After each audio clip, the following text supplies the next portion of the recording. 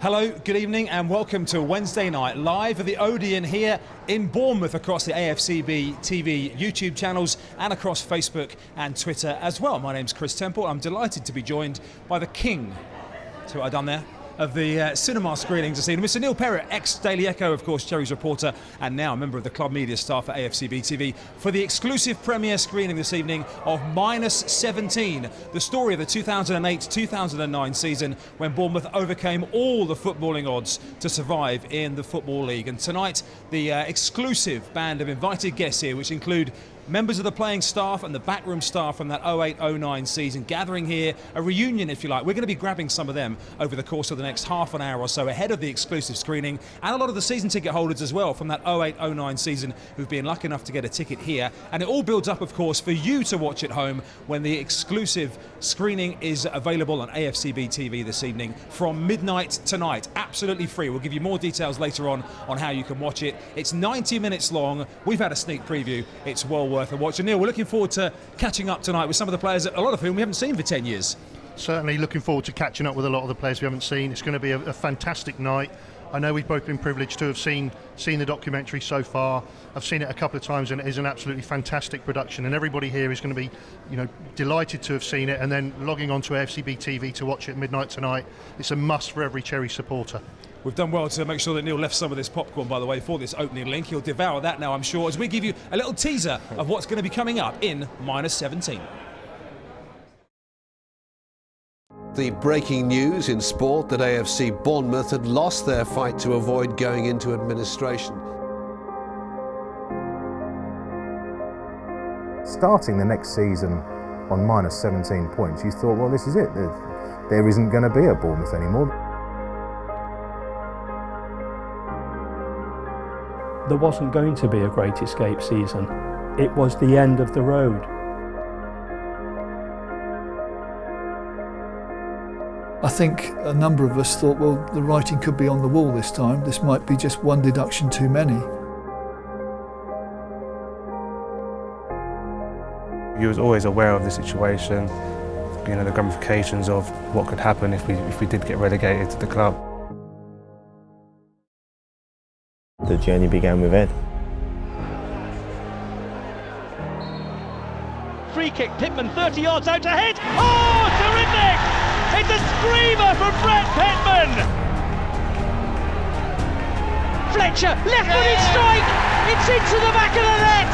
The Bournemouth fans hail the Messiah! It's one of the best moments in my career, still now. Our attitude was, these the big boys, like, come on in, let's have it with you. Still running Mosley, low stop! Oh, Mark Mosley! It's into Pittman's path once more, still he goes round two players! Oh, what a goal by Brett Pittman! It was difficult times for the club, but they still showed up in the numbers and backed us when we needed them.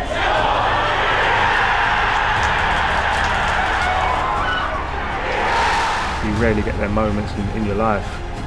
When you look back and look at it from start to finish, what an achievement it actually is. If there's ever a time in my 20-odd year career to score a goal, it has to be now.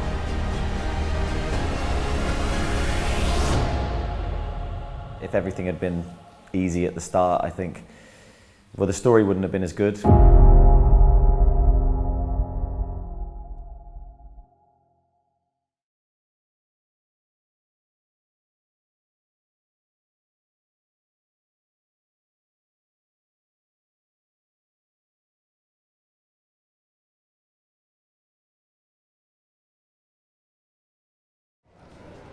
Now, who says we don't start with the top guests right at the start of our little preview show here as we get ready for the screening, which is due to take place from 8 o'clock this evening.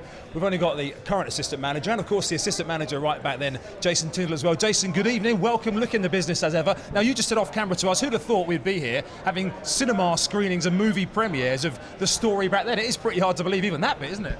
Oh, without a doubt.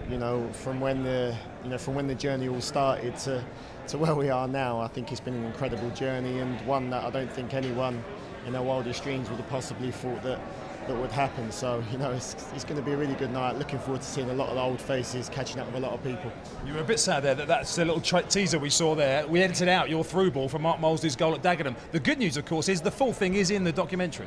Oh, well, that's right. I look forward to seeing it. No, I'm a bit disappointed. Yeah, no, I always to this day I always wind Ed up and sort of remind him that it was his first away win as a manager, and if it wasn't for that through ball, then it wouldn't have been possible. But it was good times, sort of on the pitch, off the pitch, and it was a memorable season in more ways than one. And of course, for you, it's slightly unique because you were part of previous regimes as well. Of course, you briefly left, and then Eddie got you back as well. So, how does the season sort of stay in your mind in terms of how it started with Kevin Bond? Obviously, then Jimmy Quinn and you came in, and then obviously you came back with Eddie as well. There was a lot of moving and shaking in that little period. There was a lot of, as you say, there was a lot of ups and downs in more ways than one. For myself and for many other people at the football club. But I think the way the season finished was ultimately what this documentary is about, and it was an incredible year. As I said, there were so many ups and downs, more ways than one, but it was certainly a memorable one. And had it not been for that season and for the players and everybody connected with the football club to achieve what we did that year, then we're certain that the club wouldn't be in the position it is in now today. Did you think when you left with Jimmy Quinn that there'd be any chance that you would come back? Do you know what, Chris? I'm one of these guys. I don't really sort of think too much. I always believe things happen for a reason, whatever that may be, and just deal with things as they come my way, good or bad, and just get on with it. I don't think, in this lifetime, I don't think you've got time to dwell and sort of have any regrets. But no, I certainly didn't foresee what was going to happen. But it proved out to be to be a good thing, and I'm here today. And, with the football club where it is, and we've achieved what we've achieved all together, and who would have thought sort of from that season to now we'd be celebrating, up and coming 5th year in the Premier League. Jason, we'll let you go and enjoy the rest of the evening and mingle with people. Thank you for joining us. Have a good night. No problem, Chris. Jason Tindall, the assistant manager, of course, these days, and the assistant manager back then. And I didn't want to ask this with Jason right there, Neil, but did you think when you knew Jason Tindall as a player that he would make an assistant manager?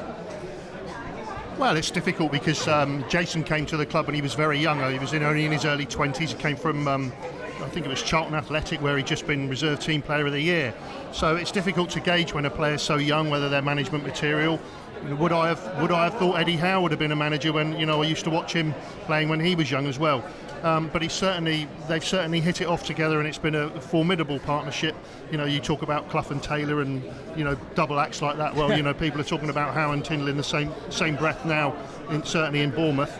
Now, as you can see it right in the hub of things here in the bar at the Odeon in Bournemouth. This little section here is a reunion for players and staff, and a couple of ex-celebrities from other sports. We've got Paul Pirates Speedway pair, Neil Middleditch and Matt Ford, just lingering out of shot as well here. Danny Holland, who was captain for a couple of games, including against that Grimsby game towards the end of the season as well, that everybody remembers. We'll keep an eye out for Matt Joyce, the chairman, Jeff Mostyn there, just coming through. He's arriving us. Chairman, just come in and have a very quick word. We are live, by the way, on AFCB TV. Come in and join us here with myself and Neil. How many movie premieres have you been to in your life? This is the very first. But now listen, it may not be Leicester Square, but for me, this is Hollywood. We've got Hugh Jackman alongside you here as well. Oh, Hugh, how are you? Very well. I'll tell you what, doesn't he look amazing? Yeah, yeah. Now, what about the realistic situation here? Here we are with a movie premiere about AFC Bournemouth. Yeah. We talk about a lot of things we didn't expect to see, but this would be up there, wouldn't it? This is just it's an absolute fantasy amongst all the fantasies. Just to see the boys, it's like time has stood still. They all look exactly the same. Seriously, some 10 years. We all do. Well, come on, you're flattering yourself. Yeah, you look actually younger. Yeah, that'll be an extra minute. Seriously, they all look absolutely amazing, and I think tonight is just so special because everything that we are today was born probably on this day 10 years ago. And Neil, you were there when the press conference when Jeff was at the back of the room. We'll see more about that in the documentary, of course, as well. Can you remember that time as a journalist, for example, the Gerald Krasner days and things like that, when you were having to phone him every 10 minutes to find out what was happening? Well, I think in the lead up to that was intriguing as well. When one day we were finding out that someone had bought the club, and then the next day we were finding out that perhaps they hadn't bought the club. But go back to that press conference where Gerald said, if it's make or break here, and here we are 10 years on. 20 years after we were at the Winter Gardens putting money in buckets. Just over the road from here, exactly. And still, where would you describe this on decisions you've ever made in your life, Jeff? Writing that cheque for £100,000 to keep the things going. Well, you know, when I think about it at the time, it was just sheer madness, because you knew that after that, all you were doing was staving off the administration or liquidation, as Gerald had threatened. I still to this day never know whether that was the reality, but you couldn't actually take the chance. But there was still a lot more funding that was required after that. You don't think about it in the moment, and you just do what you think is right. And I suppose that economically, sensibly, it was sheer lunacy. But where you are today, I think I've said before, you know, if Hans Christian Andersen wrote a fairy story, this is the one that he would have written with the greatest ending that I could ever know. And I'm just so proud to be here with so many people that have contributed to our story, because so many people have added to it. This is not about one man, one team. It's just about so much commitment from our supporters as well. Jeff, thanks for joining us. Enjoy your evening. We'll let you go and mingle. It's an absolute privilege. Thank you very much, Mr. Chairman. Jeff Mostyn joining us live. You see more and more arriving all the time. We've got Anton Robinson there, who we'll see plenty of in the documentary as well. I think, Neil, we were both lucky enough, as we speak to another couple of guests in a moment, we've both been lucky enough to have a little sneak peek at the documentary, and it really does bring it all back, doesn't it? There's bits of it that you just completely have forgotten. What we're talking about, Anton Robinson and Liam Feeney, who stood behind us, two players who were snapped up from non-league football, remember, right at the end of the January transfer window that year. Both of them had to make big decisions. They were probably doing, earning quite well at a non-league club. Did they move into a football league club that, was financially on its knees at the time? Fantastic decision that they both made. Key contributors in the Great Escape season as well.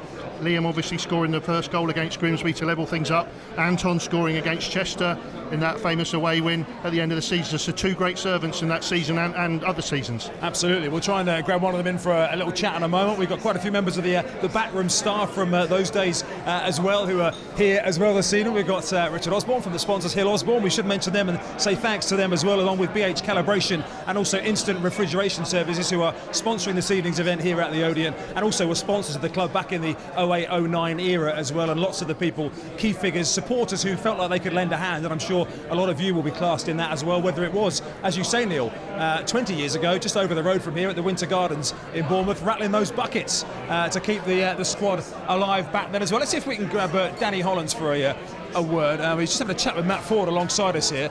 In fact, we'll leave him. He's chatting at the moment busily. Let's bring Liam Feeney in, shall we, instead? Liam, we're live on AFCB TV. Good to see you. First of all, what's this like? I know you saw a few of the boys when you recorded your excerpts for the documentary, but how's it been the first couple of hours reminiscing with these guys? Oh, it's been really good. Obviously a few faces I've not seen in like a good few years, so we've just been having a laugh about all the funny stories of that season, obviously talking about the achievement, but it's just been really good to catch up with the boys. And obviously you had to dig deep probably into your memory bank when you were asked a few questions about that season. Was it all fresh in the mind? Do you remember almost blow by blow that season from the time you arrived? Not all of it, because like some bits stand out a bit more in your mind than other bits, but just obviously the bits of day to day with the boys and the sort of camaraderie we had in the squad and sort of what we went through, that's fresh. But the sort of certain results and stuff like that, you need a little refresher. But when you see it all again, it's like, I remember that was a massive feeling. And like, yeah. Neil was just talking about the decision that you made to join the club in circumstances that a lot of players wouldn't have touched with a barge pole. I know, yeah. I did think about that afterwards. I thought, you know what, I think we might have been 10 points off it at the time when I joined.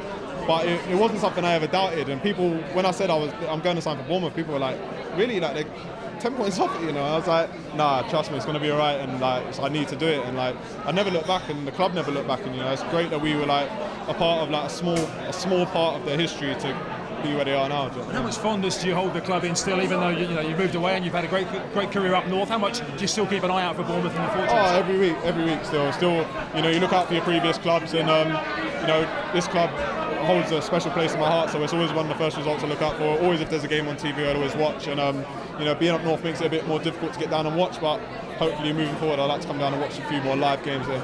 And Neil, a testament to the likes of Liam and Anton Robinson, who's behind us as well, making that transition from non-league into a first team squad at a very, very difficult time. Yeah, very difficult time, thrown straight in at the deep end. I know that Liam had to bide his time, maybe waited a couple of weeks for his once he got his start. and scored. I think he scored 3 goals in the last 6 games of that season. Crucial goals, crucial player, and none more crucial than the goal against Grimsby. Yeah, talk us through that one, because that could have ended up in Rose Ed. I know, yeah. I remember Danny Holland's done quite well for it. I think he rode a couple of challenges and sort of like done a toe poke and it hit the bar and come back, and I thought, just keep it down, keep it down, keep it down. So it was a bit scruffy in the end, but I just managed to keep it down. That was all that mattered. So I was buzzing. Obviously the fans went mental, and you know, it was a big goal for me.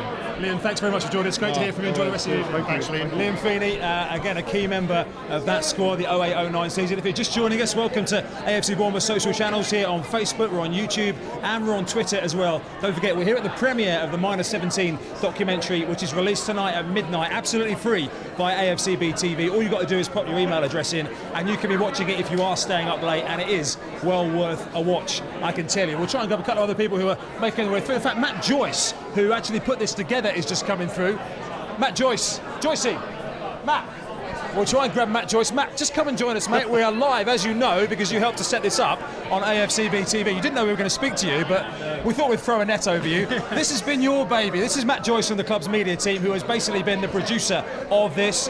He's put it all together. He's been part of arranging everybody to be here tonight. First of all, how much have you enjoyed it over the last 8 months or so? It's been very enjoyable, yeah. Obviously, so I'm from Birmingham originally, so I'm not a Bournemouth lad, but I've worked for the club for 4 years now, but getting to know that team and everything that went on in that season, what an unbelievable achievement it is, and it deserves to be celebrated, really. And what about how easy has it been to get this, first of all, to get tonight on, and then we'll talk about getting people for the documentary as well? Yeah, it's been quite stressful. A few missed calls, a few missed WhatsApps, but yeah, everyone's been good as gold. We've got some good numbers behind us. I'm really good to see some of the old lads who still have that camaraderie that they had back then.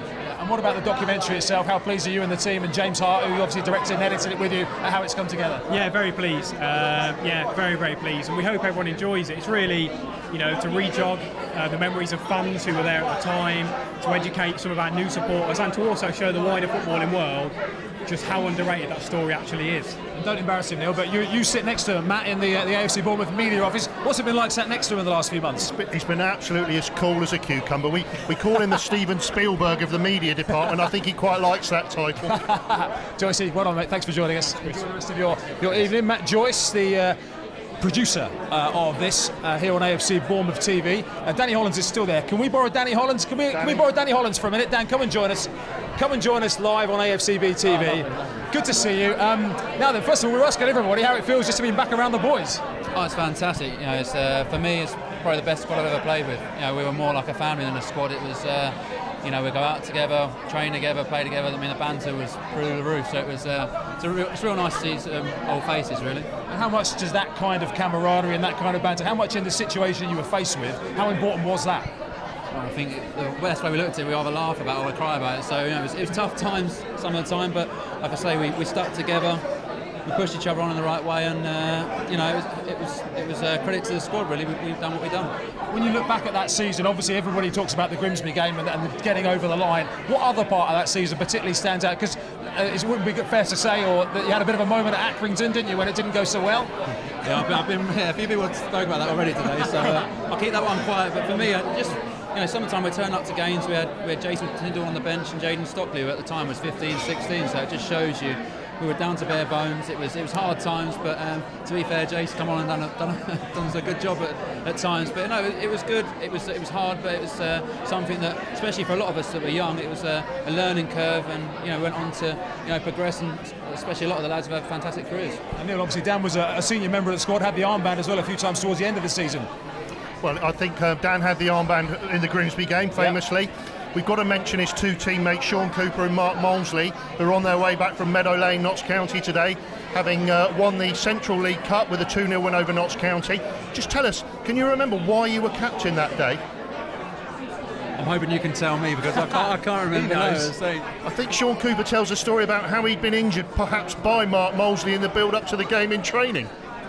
May well have. I say when we train properly. I say we all got after each other, but you know, I'm sure Moles didn't mean to, and I probably didn't have a word with him to say anything about doing Sean in. But no, I say it's one of the things. Like I say, it's no surprise when someone obviously got injured. We were used to sometimes turning up with two subs, so it was tough. But like I say, it only brought us closer together. And those two are doing very well in management for themselves, and you're in the playoffs with Eastleigh this season.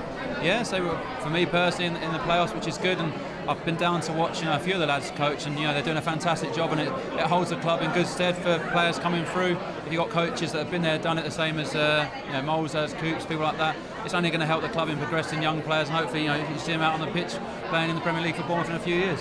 And how much are you looking forward to watching it all unfold tonight, bringing back a few memories? I'm not sure if that would be the words that I'd use. It's going to be obviously it's fantastic seeing what went on. A lot of it, you remember blurs of it, but there'll be certain things that will come back. You're thinking, oh my God, I didn't do that, or this and that. But like I say, it's fantastic coming back, seeing all the boys, seeing people that are still around the club. It's a great club.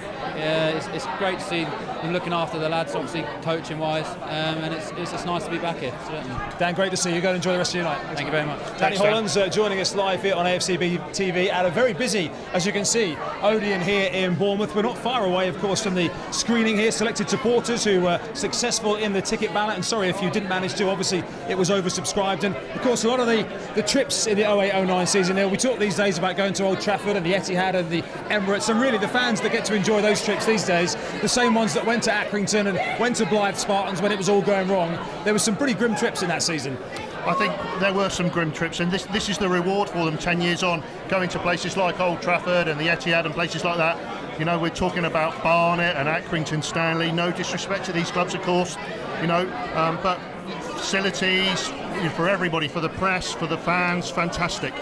Steve Fletcher just sneaking through the shot. I think he knows where the TV cameras. Fletch, in you come. Come on, mate. We can't possibly let you walk past without having. I wish we could get your shoes on camera as well. I'm not sure if we can. You lift your foot up? Does that work? Can we get them up? Let's have a look. Look at those! Wow, wowzers! Are they tap shoes? They're Bobby Dazzlers, aren't they, mate? Now then, first of all, I know you've been talking about it for about 10 years, but tonight we're at a movie premiere of what happened that season. Does that take a bit to sink in? Don't overegg it. A movie premiere. Yeah, it's a movie premiere. I feel like I'm a film star every day for the last 46 years, but it is fantastic. When this thing was put together a few months ago and I was told about it, I was very excited. Listen, when you're a retired footballer, you live on memories, and this is the best memory for me in my career. So I brought all my family down from Hartlepool, my parents, my missus, my 2 kids, my 2 best friends, my 2 daughters and their boyfriends. This is a big moment for me, for my family and everybody who was involved with that football club at that present time. It's fabulous that it's getting rewarded in this way, because it was a magnificent season and maybe a small little catalyst for where we are today. In the documentary, you talk quite emotionally about how much you watch it back and how regularly you actually look at all the moments just to stir it all up again. I do, and listen, like I said, when you've retired, which I have now for 6 years, you think of the best moments of your life, your career, and this is one of them, if not the best moment. Wow, look at my Barnet in that. What a Barnet. Look at Eddie's Barnet. Took the shot off him pretty quick there, didn't he? And there's not a day really goes past that I either don't think about it or someone mentions it, and especially now we're in the Premier League, because of the fairy tale story of Bournemouth almost going out of existence, out the Football League, to hitting the dizzy heights of the Premier League. Everybody mentions it, but they also go back to the darkest days, and this was the start of it really. So actually the club getting in the Premier League has brought this situation more to light than ever before. It was made for you as a Daily Echo Cherries reporter then, Neil. The back pages were made for a man like this coming back. Yeah, he was a very difficult man to get a quote out of in those days, Chris. I remember we had to twist his arm. No, he was a fantastic man to deal with, and he played such a key role in that season and many seasons before and some after as well. Yeah, of course. Now, what's your abiding memory apart from the Grimsby goal? Is there one moment of that season apart from the Grimsby goal that sticks in your mind? And I didn't really score a goal. I played okay. It was the Exeter game, because we got so far, I think we were a point from getting out of the bottom 4, or bottom 2, sorry, the bottom 2. And we'd done really well to a point, and then we went to Exeter, we were up in the top few teams, and we went 1-0 down, and we come in at half-time, and we were really poor. We deserved to be more than 1-0 down, and I thought, we've reached our point now, we can't get any further, this is us. All that belief, it's sort of half drained out of me. We came out second half, Brett Pittman scored the goal of the season, he beat half the team, stuck it in coolly in the bottom corner. Danny Hollands got the other goal, and Brett finished it off 3-1, and from that moment on the belief was just back installed with me. So within a 45-minute period of thinking no more, can't do it, 45 minutes later thinking no, we're still on track, and that for me resonates more than any other game. Yes, the Mark Mosley goal, obviously at Dagenham, I know it's your favourite moment as well, Chris. It was a fantastic 93rd minute goal, and I love Mark, but that game for me at Exeter was poignant in the fact of we went from nothing thinking that's it to then, oh wow, we can do this. Fletch, enjoy your evening. I know you've got lots of family here, so we'll let you go and have a chat. Remember, Cheers, Chris. Thank you, Cheers, Fletch. Big Fletch. Steve. Of course, he mentioned the Dagenham game as well, which is actually his 500th game, wasn't it? Which got overshadowed a little bit by the circumstances that night. Who else have we got knocking around behind us here? We've got Danny Hunter. We'll try and get Anton Robinson because he was a key man. We'll try and grab hold of him as well because we've talked to Liam Feely, but actually chipped in with a couple of goals and made the leap very quickly from non-league into league football. Well, I think just as Fletch touched on Exeter, shall we try and get hold of Warren Cummings? Yeah, let's get Wally Cummings in if we can. Let's see if we can just borrow Warren Cummings live on air. Sorry to interrupt. We'll just drag Warren Cummings away. Good to see you, Wally. Good to see you, Chris. Now then, first of all, let's talk about this is some great stuff from you in the documentary about how bad things got right at the start of this season when you're transitioning through managers. Just take us back to the early days of that season before Eddie came in. I'm trying to remember who was in charge. Obviously, Kevin took the helm for the start of that season after the relegation, which, by the way, the relegation for Kevin was a tough one to take because at the end of the day, we stayed up by 10 points, really. You know, it was not Kevin's fault or the players' fault, but obviously within that period there was new owners that came in, and that was difficult for him because they obviously had a different route they wanted to take. And then I think it was within 4 games, I think we got beat at Port Vale on the Saturday, and Kevin was relieved of his duties, which incredibly harsh. You know, with the squad we had, he deserved far more time. And then Jimmy came in, and Jimmy was different.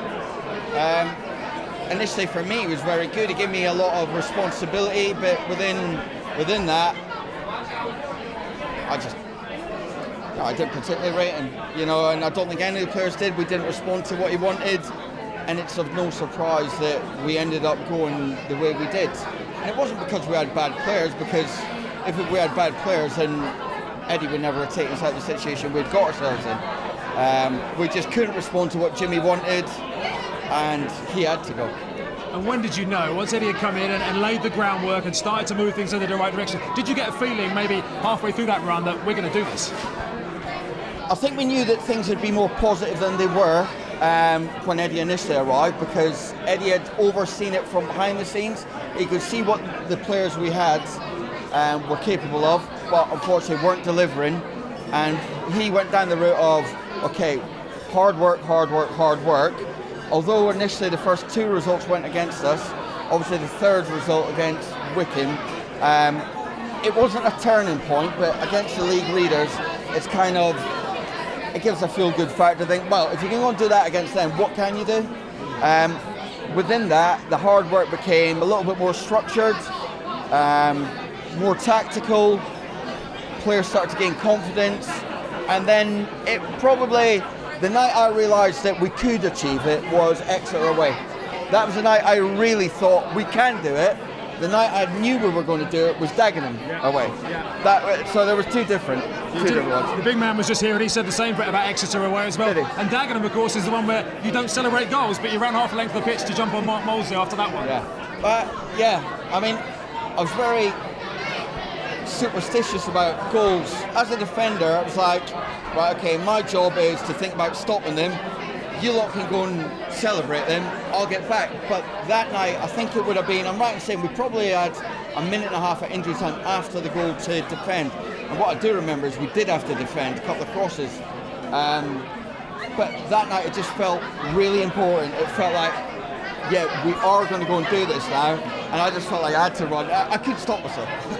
We'll go let you go and enjoy the rest of your night. Thanks for joining us. Warren Cummings, who was a big part of that, as we heard. Of course, a senior pro as well in those situations, and an experienced player. Quite a lot of youngsters in the squad, but Warren Cummings is one of the senior pros in there.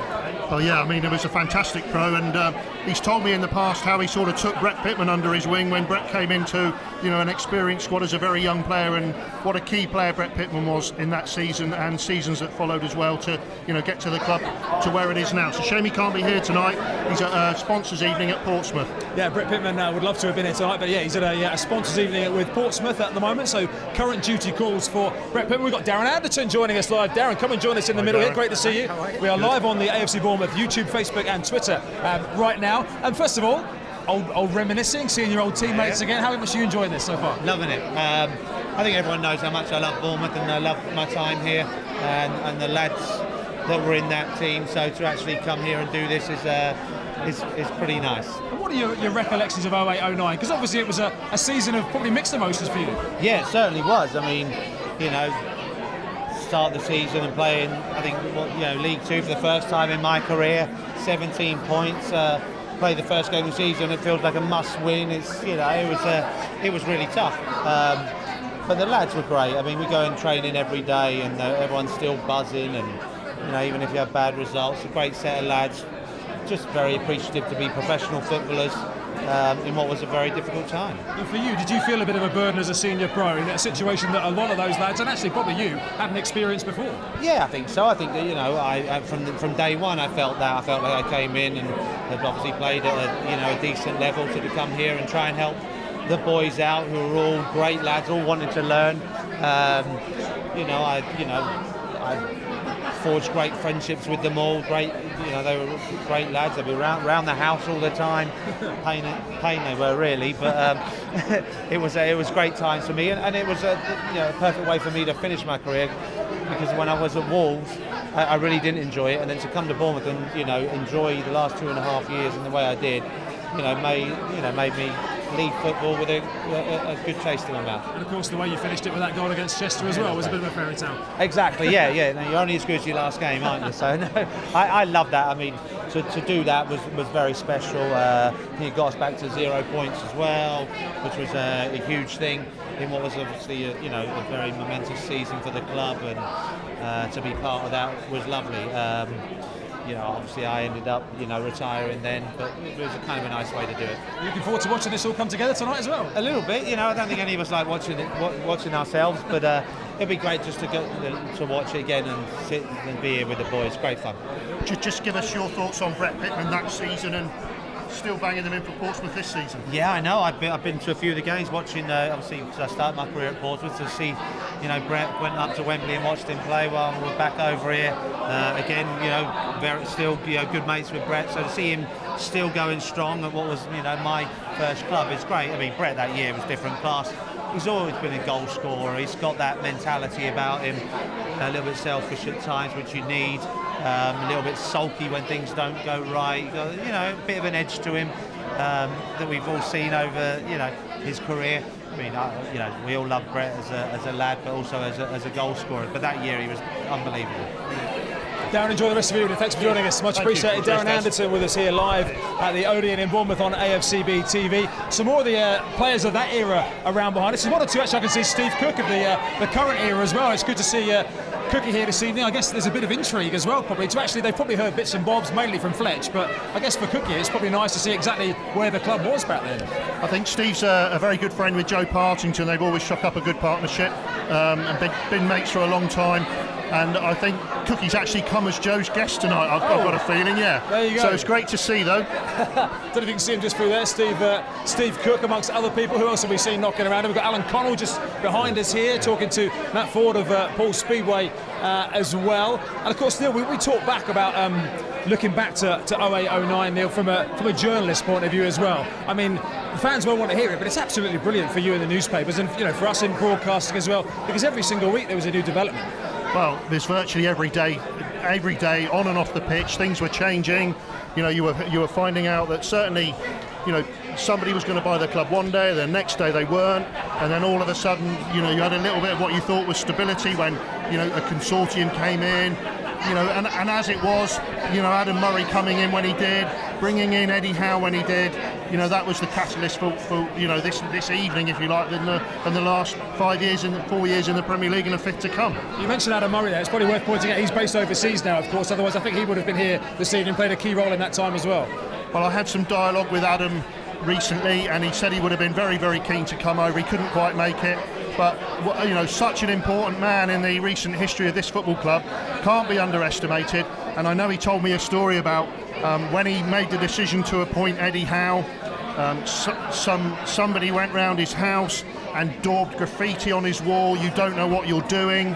well, you know, he was certainly proved that he did know what he was doing. So again, these are the bits that sometimes you don't hear, I guess, of what the some of the staff and other people have to go through behind the scenes. You're getting graffiti, you don't know what you're doing. Well, obviously, it looks like Adam Murray did know what he was doing at that time. So the gaffer is here, by the way. Eddie Howe is knocking around here somewhere, so we'll try and get a word with him at some point as well, because the one thing we do see, I think Eddie is going to be on the way to join us in just a moment. The one thing you do see in the documentary is some dodgy Eddie Howe Barnett's hairstyles for a start, but of course he looks raw as a manager, and when you watch him back in the documentary, he looks like a raw manager, doesn't he, in his tracksuit? It looks like he's just been thrown in at the deep end.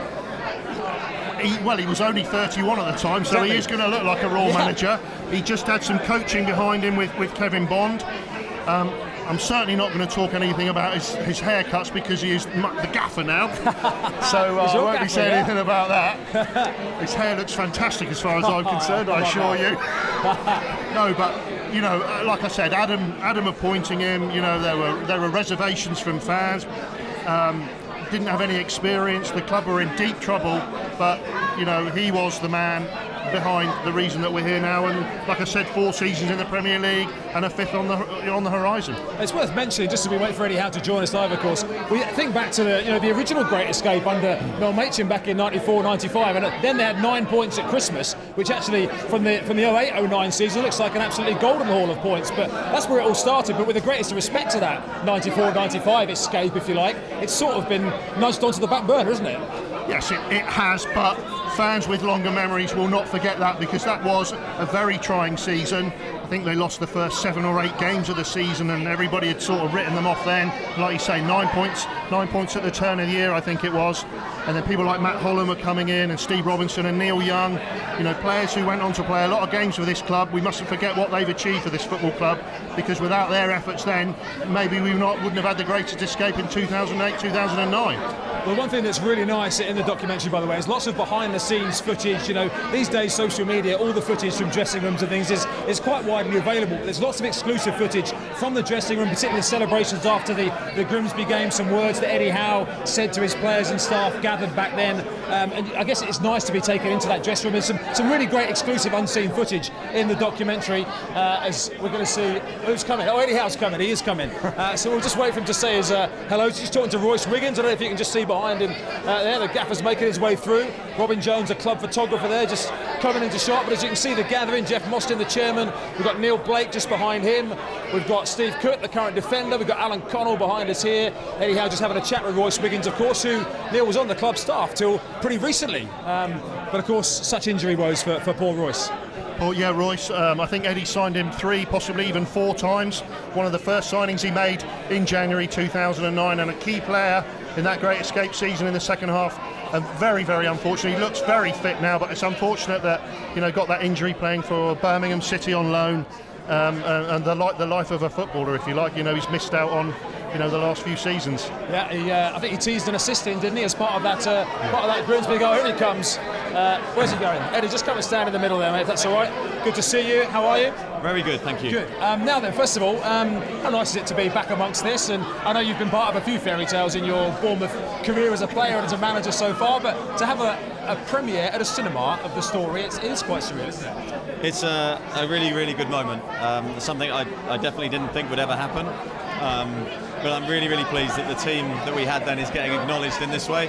For me, an unbelievable team that really, in the club's darkest hour, stuck together and fought for the club when it really needed it. When you think back to that season, how much of what you learned as a manager on the spot, on the job, how much of that is still in practice today? Yeah, loads. I mean, loads of it. It's just seeing some pictures of me now. Jesus Christ. Loads of it. Loads of it, because you're learning on the job, and there's no more powerful thing, because you're picking up things every day. And a lot of the framework of success that we built then was based on team spirit, togetherness. That hasn't changed to this day. It's still the most important part. I'm not sure I've got any room to talk here, but your bar, it was quite impressive back then, wasn't it? Thank you very much, Chris. Yeah, it was called a lack of care, really. You could see that my coaching was more important than how I looked. And when you go back to that squad you have these days, unfortunately Brett Pittman can't be with us this evening, but you think about him and the goals that he contributed that season. I know you talk in the documentary about maybe Exeter as being a bit of a turning point when the first half was terrible and the second half got a bit better. What other sort of standout moments apart from maybe Exeter do you stick in your mind? To be honest, the ones that stick in my mind are usually the negative ones, because they're huge turning points. You've got to find a way to come back from them. So the Lincoln game will always live with me. I don't know whether you were there. 3-3. Yeah, 3-3. I remember it. Yeah, I mean, it was a heartbreaking, but we almost tried to use that as fuel to go again. Yeah, you've got the highlights. Exeter was a big turning point. I mean, the latter stages, the Chester game never really gets talked about. For me, that was the one that set up the home game. If we hadn't won that, we were in big trouble. I know you don't often talk about being nervous. You're quite a calm, level-headed person, but in the documentary you speak about being pretty on edge ahead of that Chester game. Yeah, the Chester game for me was the one, and I think we all knew it was. We're away from home. It was a baking hot day, and I remember sitting in the dugout talking to Jace before the game, going, "This is it. This is the moment. If we don't win today, I think we're banging trouble. But if we win today, I think we've got a great chance." So we knew it was an absolutely pivotal moment. Just give us your memories as a reporter of dealing with Eddie as a manager for the first time, having known him for so long as a player. Well, I was very fortunate in those days, as I think I had exclusive access to Ed morning, noon and night, and he's been brilliant returning calls or text messages. Obviously now, you got the microscope is on him every day. It's totally changed. But I've got to ask Ed, about 20 years ago, we were over the road at the Winter Gardens, and you were there trying to collect £30,000 in buckets. I mean, that just shows how far things have gone. It does, and yeah, it's bizarre to say that's 20 years ago. And as I was a young lad in the youth team, thinking that my dream to be a professional footballer was going to be over before it started, because the club was going to fold, and thinking this just doesn't seem fair. Bournemouth needs a football club, and again, seeing that night, seeing the power of the supporters putting their hands in their pockets, spare change, everything they had going in, that was powerful for me. That was a huge learning curve that night, knowing that how a football club can unite a town, and it's never looked back since. Two members of your coaching staff, Sean Cooper and Mark Molesley, are on their way back from Notts County with the Central League Cup. Two key figures in the Great Escape season. Yeah, and it goes to show it's great that a lot of the ex-players are still involved with the club. I think the -17 and that season united everybody in so many different ways, that they've got such a strong affection for the club and bond for the club that they want to come back and keep the journey going. So love those guys to bits. I think they put so much now into their new roles that they're going to be a big success. Finally, what's your team for Saturday? Yeah, I mean, it's anyone who's fit, I think, is going to play. So if you can play, then... Very good. Good luck, Saturday. Thanks for joining us. Enjoy your evening. Thank you. Eddie Howe, the Cherries manager, with us live here on AFCB TV. Pint again by Eddie Howe, as usual. Jason Pearce, I can see lingering in the wings, by the way. Might try and get our producer Dan to go and grab Jason Pearce for us, who's just talking to Mike Dowding, the kit man, as well. It's not the first time I've been blamed by Eddie Howe, Neil. Don't worry about that. It won't be the last either. As we see Eddie here posing with some of the supporters that have made their way in here. We're not too far away, as we say, from making our way through to the cinema screen. What's the time now? It's 7:45, so we are probably into the last few minutes or so of our little preview show here. Don't forget, if you're just tuning in with us live here on AFCB TV, then it's midnight tonight is the key time when you can watch -17, the story of the Great Escape in the 2008-9 season, absolutely for free. All you've got to do is pop your email address in and it will be available to you. Tell your friends as well, because it is well worth watching. And of course, there are a whole new generation of Cherries fans who maybe have come on board in the last few years, won't know much about it at all. Well, that's why it's going to be such an education for those people to watch it. Like you say, midnight tonight on AFCB TV. All you need is an email address to log onto the website and to register, and then you can watch it. And that, like I said, they're going to learn a lot from those. It's a 90-minute documentary. I said we've seen it. It's fantastic from start to finish. And those people who are thinking that AFC Bournemouth have only ever been in the Premier League, they can see that, times were tough in those days. Let's bring in Jason Pearce. Good to see you, mate. Very good, thank you. Jason Pearce, now then, we're all starting to move our way through, actually, to watch this. First of all, you obviously were part of it, a few interviews you've done in the documentary as well. How much did it all come back when you actually started to sit down and think about it, the 08-09 season? Yes, well, it's just coming here and seeing all the lads. It just feels like yesterday we were out there training, doing heading practice, me and Ryan Gary. But no, it was obviously an incredible season in the club's history now. And for me, obviously, it was a massive moment in my career. I didn't realise it at the time, just being a young lad. But things I've learned from that I can take on to other clubs have been brilliant, but to see the club where they are now is just incredible. Take us inside that dressing room at the time, because the other lads we've spoken to tonight all talk about the camaraderie and the spirit, and that was a huge factor in getting you through. Yeah, I mean, obviously people say sometimes you have to go backwards or down, and it brings teams and groups closer together, and that certainly happened with us, you know. And just coming here today and seeing a few of the lads, the banter is still there, and a few of the old jokes and stuff. So no, it was great, and this. It shows it's probably up there for me, like one of the best teams that I've played with in terms of team spirit. So and that showed with what we achieved. We talk about the likes of Steve Fletcher, who was obviously bringing the curtain down on his career, but for someone like you, Bournemouth was your first regular taste of first team football at a football league level, wasn't it? Yeah, no, it was the start for me, and it was tough, like administration, minus points. Obviously, I didn't know it at the time, but the only way was up for me. And but no, it's great to get the recognition that obviously the lads deserve from that season, and it being such a pivotal moment in the club's history. And it'd be great to see what the DVD's like. Just before I bring Neil in, I want to ask you: did you get a touch of that header at Chester? Yeah. Pittman's curling cross and Jason Pierce. He certainly claimed it, didn't you? Yeah. You see that in the documentary. And Neil, for Jason, obviously, you know, from down the road at Portsmouth, brought in, an inspired signing without wishing to butter him up too much because he stood here. Well, I think it was Kevin Bond who signed you, firstly on loan or a trial basis, but very soon made that permanent. I've got to ask you, you would have played under Eddie Howe in his first coaching role. Did you see what, he could possibly achieve in the game? Well, obviously, you never expect him to achieve what he's achieved, but you could see the qualities that he had. Even back then, he was a defender, I'm a defender, and I used to spend a lot of time with him. He used to take me to the side and after training sessions and give me that help. So I got a little bit of 1v1 with him, and I could see then, obviously, he had the qualities to be a top coach. Obviously, what he's achieved is incredible, and fair play to him. It's been great, and he's still obviously humble, and he's a great guy. Brilliant. Jason, thanks so much for joining us. Enjoy the evening. Enjoy with the Doco as well. Jason Pierce, our final live guest here on our little preview show from the Odeon here in Bournemouth. Great to hear the memories of the guys. And again, just without repeating ourselves, we've seen the documentary. There's some great tales in there from all of the lads and some more that we haven't spoken to as well. It's going to be, like I said, it's going to be a fantastic night. These people who haven't seen it are in for a real treat, and everybody who logs on later on who can't be here tonight and sees it, they're in for a fantastic treat as well. And I would imagine people will watch it more than once as well. I can guarantee that. Yeah, absolutely. It's available for free via AFCB TV. Just go to the club website. If you haven't got an account already, then pop your email address in.